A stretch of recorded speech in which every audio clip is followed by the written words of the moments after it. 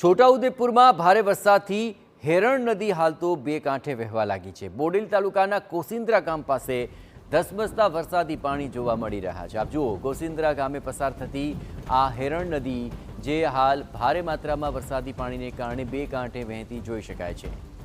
Rami dam છલોછલ ભરાઈ ગયો છે અને હેરણ નદીમાં જળસ્તર વધી ચૂક્યા છે।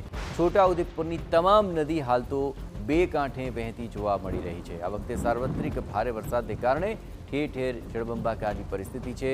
તમામ જગ્યાઓ પર સારો એવો વરસાદ વરસતા નદીઓની અંદર નવા નીરની આવક નોંધી શકાય છે।